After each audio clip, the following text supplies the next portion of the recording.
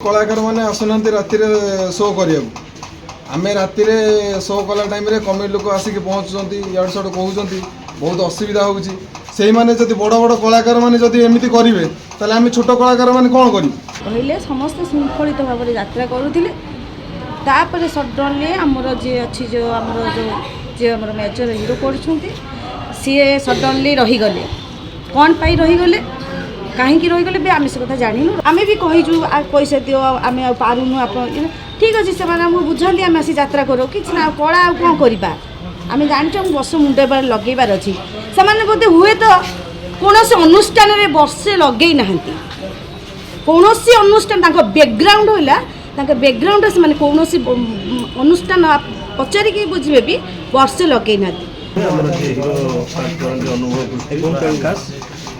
Biranchi Narayan Das father artist आउ जड़े father artist जो सह कलाकार कैलाश बेहरा आउ सह खलनायक जड़े रंजित दास ये चारिज जाक खाली अनुपस्थित आमको समस्त कलाकार मान यात्रा परिवेशन करने अत्यंत असुविधार सम्मुखीन हो 3-4 दिन है कलाकार मैंने आसुना राति शो करा आम राति शो कला टाइम कमेटी लोक आसिक पहुँचुंट इड़ सड़ कहते बहुत असुविधा होती आम भी पैसा पत्र पाइनु यथेष्ट पैसा से पाई बड़ बड़ कलाकार मैंने देखिए से नाटक फेल कर कमेटी लोक आमको पैसा पत्र ठीक से दौना आमर मैनेजमेंट आमको पैसा पत्र दे पारना आम अभिनय मो डांसर छोट छोट पार्ट करुच्ची आम एमती असुविधार पड़ू समस्ते राति अनिद्रा होगी खटुचु से मैंने बड़ बड़ कलाकार मैंने एमती करेंगे ताले आम छोट कलाकार मैंने कौन करें आमर दाबी से कलाकार मैंने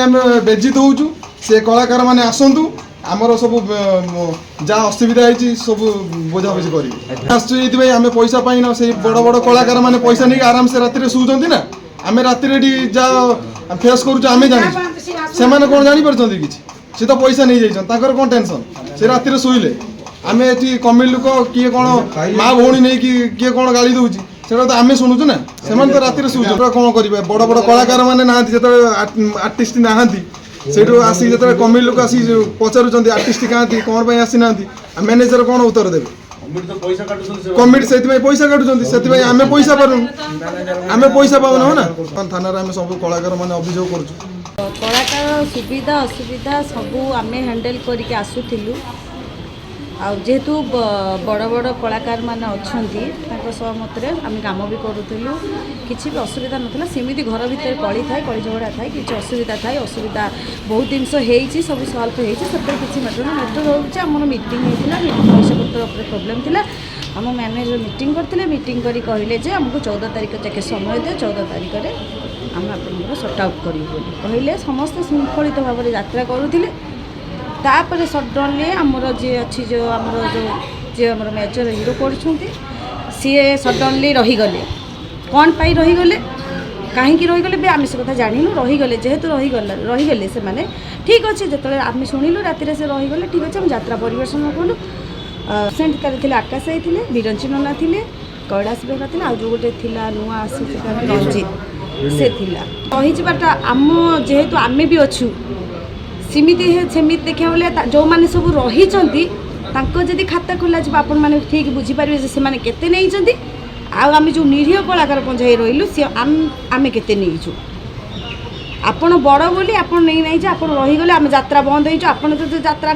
आपण लगे जो यात्रा बंद हो छोट कलाकार कौन करेंगे आम भी स्ट्रगल कर पड़ी रहीचु आम भी कहीचु पैसा दियो आम पारुनु आप ठीक अच्छे से बुझाती आम आसी यात्रा करो कि कला आ कौन करवा आम जानते बस मुंडे बार लगेबार अच्छी से बोधे हुए तो कौन अनुष्ठान में वर्षे लगे ना कौन अनुष्ठान बैकग्राउंड है बैकग्राउंड से कौन अनुष्ठान पचारिक बुझे भी वर्षे लगे ना जोटा फल आज एत बड़ असुविधा है असुविधा हवा द्वारा बर्तमान कलाकार तो खाई ना पीना खरार बुलूँ जेहेतु एत मानने आर्टिस्ट ना यात्रा परिवेशन हो कलाकार खटुच्च फिर भी कमेटी लोक केमी देवे केमी देवे कमेटी लोक देखिए पैसा नदे आम केमी पैसा पाइबू आम केमी आम खाली एति मन आम दाबी कौन आम दाबी कले सब समस्यार समाधान हो ଦାବି ଆମେ ଯାତ୍ରା କରିବୁ ଆମ ପାରିଶ୍ରମିକ ନେବୁ। ଯେଉଁମାନେ ମୁଁ ତ ଏତେ କଥା କିଛି କହିପାରିବିନି, ଯେଉଁମାନେ ଯାତ୍ରାରେ ଏତେ ଏମିତି କରୁଛନ୍ତି ବହୁତ ଅସୁବିଧା କିଛି କହିହେବନି, କାହିଁକିନା ଆମେ ଛୋଟ କଳାକାର ଆମେ କିଛି କହିପାରିବୁନୁ। ଯାହା ବି ଆମେ ଆଖି ସାମ୍ନାରେ ଯେଉଁ ଦେଖିଛୁ ତାଙ୍କୁ ଯେତିକି ଦିଆହେଇଛି, ତାଙ୍କୁ ଯେତିକି ମାନେ ଗୁରୁତ୍ୱ ଦିଆହେଇଛି ଆମମାନଙ୍କୁ ଦିଆଯାଇ ନାହିଁ। ତାଙ୍କ ଖାଇବା, ତାଙ୍କ ରହିବା ଷ୍ଟାଇଲ୍, ତାଙ୍କ ଯିବା ଆସିବା, ତାଙ୍କ ଖର୍ଚ୍ଚ, ତାଙ୍କ ମେଣ୍ଟେନିଂ ସବୁଥିରେ ଆମେ ଦେଖିଛୁ। ଆମ ମ୍ୟାନେଜର ଗୌତମ ସ୍ୱାଇଁ ସବୁବେଳେ ତାଙ୍କୁ ଓପର ଲେବୁଲରେ ରଖନ୍ତି, ଏମିତିକି ତାଙ୍କ ହିସାବରେ ସବୁ ଜିନିଷ ହୁଏ। କିନ୍ତୁ ଆମେ ଯେହେତୁ ଛୋଟ କଳାକାର ରାତିରେ ଯେତିକି ଯାହା ପଡ଼ିବ ଆମେ କରିବୁ। ଫେରଉଛନ୍ତି, ବହୁତ ଗାଳିଗୁଲଜ କରୁଛନ୍ତି। କାଲି ଆମେ କେତେ କଷ୍ଟରେ ଯାତ୍ରା ପରିବେଷଣ କରିଛୁ ସେଇଟା କେବଳ ଆମେ ହିଁ ଜାଣିଛୁ। ଆପଣମାନେ ରହିଗଲେ, ଏଠି କେହି ନାହାନ୍ତି, ପବ୍ଲିକ୍ ଆମେ ବହୁତ ଅସୁବିଧା। ତେଣୁକରି ମୁଁ ଏତିକି ଖାଲି କହିବି, ଯେଉଁ ବଡ଼ ବଡ଼ କଳାକାର ଏମିତି କରୁଛନ୍ତି ତାଙ୍କୁ ଧର୍ମଦଣ୍ଡ ହେଉ, କାହିଁକିନା ଏଇଟା ମାଲିକମାନେ ସଚେତନ ହେବା ଦରକାର। ବିଶୃଙ୍ଖଳା କଳାକାରଙ୍କୁ ପ୍ରଶ୍ରୟ ଦେବାଟା ଭୁଲ।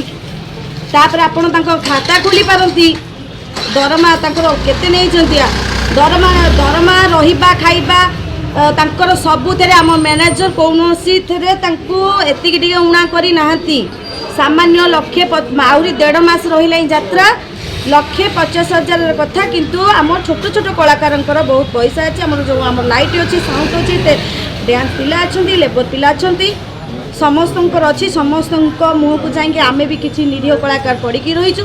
ତ କ'ଣ ଏମିତି ଅସୁବିଧା ହେଲା ଯେ ଆପଣ ମଞ୍ଚ ଛାଡ଼ିଦେଲେ? ଆପଣ ଆସିଥାନ୍ତେ, ମିଟିଂ କରିଥାନ୍ତେ, ସେମାନଙ୍କ ସାଙ୍ଗରେ ସେୟାର କରିଥାନ୍ତେ। ମିଟିଂ ହେଇଥିଲା 14 ତାରିଖ, ସେମାନେ ଟାଇମ୍ ନେଇଥିଲେ। 14 ତାରିଖ ପରେ ଆମେ ଡିସିସନ୍ ନେଇଥାନ୍ତୁ। ଆପଣ ମଞ୍ଚ ଛାଡ଼ିକି ରହିଯିବାଟା, ଆମେ 5 ଦିନ ଲେଖା ଯାତ୍ରା କଲାଣୁ ଅତ ମୂଲ୍ୟହୀନ। ମାନେ ଖାଇବୁ ମାଗଣାରେ ଯାତ୍ରା କରିବୁ, ଲୋକଙ୍କର ବିହେଭ୍ ଲାଙ୍ଗୁଏଜ୍ରେ ମା ଭଉଣୀ ଯାତ୍ରା କର, ଅମ କର ସମ କର, କିନ୍ତୁ ପେଟ ପଡ଼ିଯାଉଛି, ମନର ଦୁଃଖ କଷ୍ଟ କେତେ ପାର କରିବା ବହୁତ କଷ୍ଟ ହେଉଛି। କିନ୍ତୁ ଏତିକି ଖାଲି ମୁଁ ସଭା ଶେଷରେ କହିବି, ଯେଉଁମାନେ ବି ଏମିତି କରୁଛନ୍ତି, ଯେଉଁମାନେ ଏମିତି କରୁଛନ୍ତି, ହଇରାଣ କରୁଛନ୍ତି, କଳାକାରଙ୍କୁ ହଇରାଣ କରୁଛନ୍ତି କି ମାଲିକ ହଇରାଣ କରୁଛନ୍ତି, ଭଗବାନ ତାଙ୍କୁ ଧର୍ମଦଣ୍ଡ ନିଶ୍ଚିନ୍ତ ଦେବେ। ଆଉ ଆଗାମୀ ଯାତ୍ରା ଅଧ୍ୟାୟରେ ସିଏ ବି ଯେଉଁ ଅନୁଷ୍ଠାନକୁ ଯିବେ ମାଲିକମାନେ ଜାଣିପାରିବେ ଯେ ସେ କେଉଁ ଟାଇପ୍ର କଳାକାର। ଯାତ୍ରା ପରିବେଷଣ ନାଟକ ଏକଲବ୍ୟ ନାଟକରେ 4 ଜଣ କଳାକାର ଅନୁପସ୍ଥିତ ଥିଲେ। ଆମର ଯିଏ ହିରୋ କରନ୍ତି ଅନୁଭବ ଆକାଶ, ଆଉ ବିରଞ୍ଚି ନାରାୟଣ ଦାସ ଫାଦର ଆର୍ଟିଷ୍ଟ, ଆଉ ଜଣେ ମଧ୍ୟ ତାଙ୍କର ଫାଦର ଆର୍ଟିଷ୍ଟ ହେଉଛନ୍ତି ସହ କଳାକାର କୈଳାସ ବେହେରା, ଆଉ ସହ ଖଳନାୟକ ଜଣେ ରଞ୍ଜିତ ଦାସ। ଏ 4 ଜଣ ଯାକ ଖାଲି ଅନୁପସ୍ଥିତ ଥିବାରୁ ଆମକୁ ସମସ୍ତ କଳାକାରମାନଙ୍କୁ ଯାତ୍ରା ପରିବେଷଣ କରିବା ପାଇଁ ଅତ୍ୟନ୍ତ ଅସୁବିଧାର ସମ୍ମୁଖୀନ ହେଉଛି।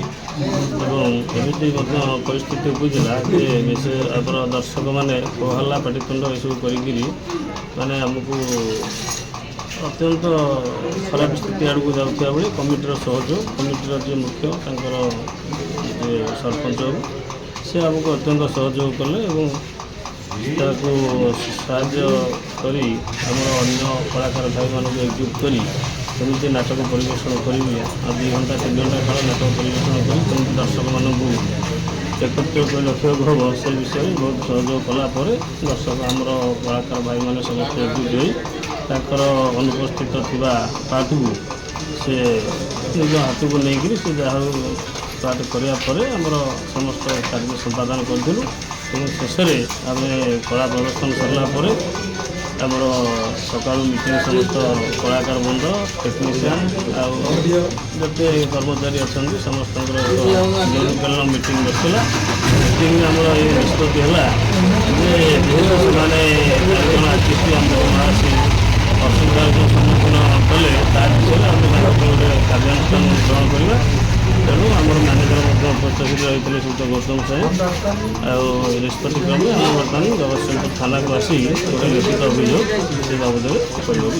ତାଙ୍କର ବ୍ୟକ୍ତିଗତ ମତାମତ ସେ କହିବେ, ଆମେ ତ ସେ ବିଷୟରେ ଜାଣିନୁ।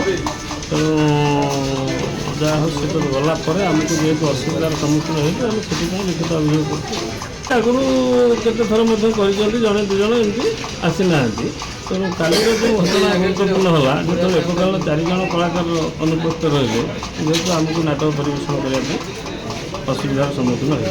ମୁଖ୍ୟ କିଏ ରହୁଛନ୍ତି ଏଥିରେ? ମୁଖ୍ୟ ନାୟକ ଥିଲେ ନାଟକର ଯାହାକୁ ଆକାଶ କହୁଛନ୍ତି, ତାଙ୍କର ଅନୁଭବ ଦୃଷ୍ଟି ତାଙ୍କ ନାଁ ପରି ଆକାଶ ସିରିଏଲର ସେ ହେଉଛନ୍ତି, ଆକାଶ ନାଁରେ ପରିଚିତ।